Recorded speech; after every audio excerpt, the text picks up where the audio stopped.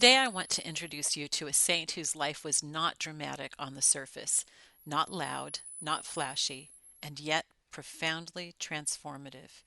His name is Saint John Neumann, not to be confused with John Henry Newman, the fourth Bishop of Philadelphia, the first canonized male saint who ministered in the United States, and a man whose entire life teaches us how to suffer through faithfulness, humility, and perseverance.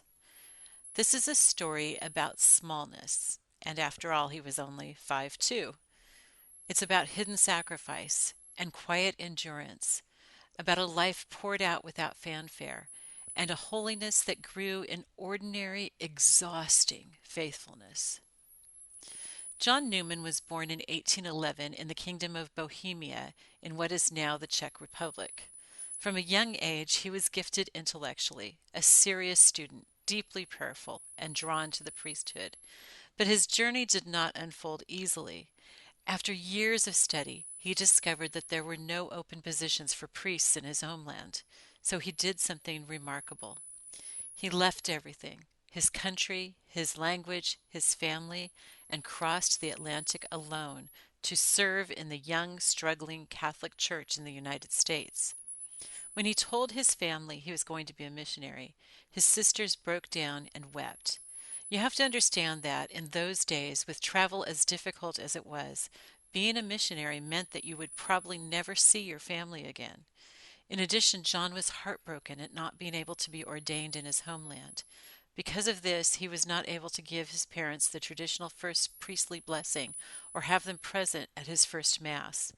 When he left for America, he told only his sister that he was leaving.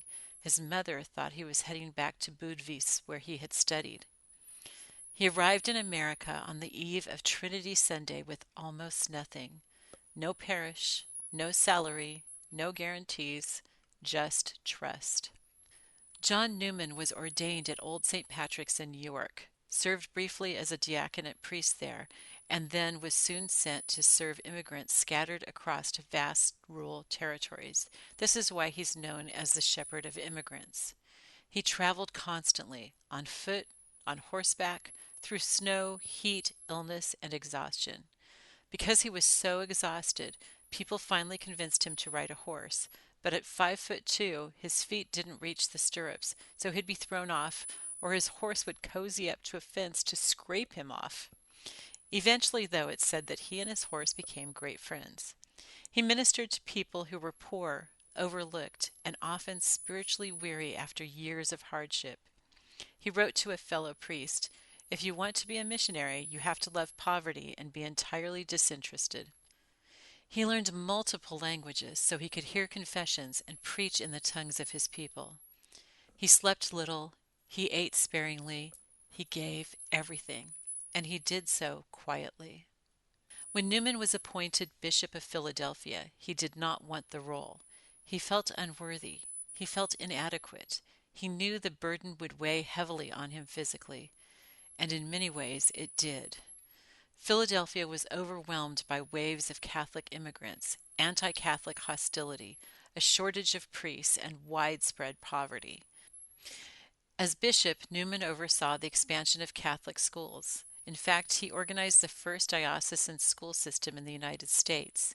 He also oversaw the care for immigrants and the poor, the formation of priests, and the relentless pastoral administration, all while suffering from deep physical exhaustion.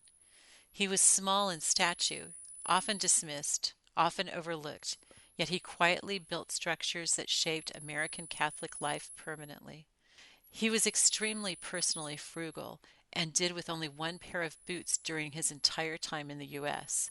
If he was given new vestments, he usually used them for a new priest. St. John Neumann is remembered for unwavering humility, tireless pastoral service, deep devotion to the Eucharist, love for the poor and immigrants, obedience without self-importance. He did not draw attention to himself. He disappeared behind his mission. And then, at just 48 years old, he collapsed from a heart attack on a city street in Philadelphia and died suddenly. No farewell speeches, no public recognition, just a life poured out. St. John Neumann teaches us that suffering well does not mean suffering loudly. It means doing what is asked, remaining faithful when unseen, serving without applause, continuing even when the body is weak. He did not escape suffering.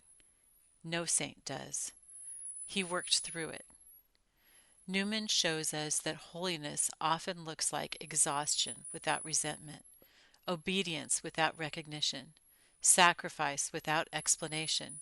He teaches us that suffering becomes sanctifying not when it is dramatic, but when it is offered quietly, repeatedly, and faithfully.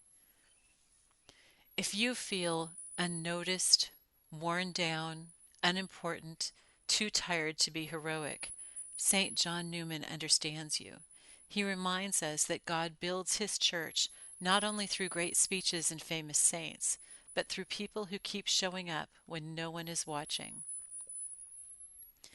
Today, consider asking St. John Neumann to pray for you, especially if your suffering feels ordinary, repetitive, or invisible.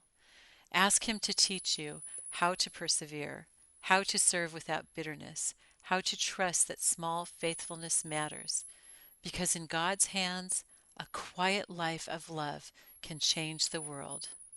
St. John Neumann, pray for us.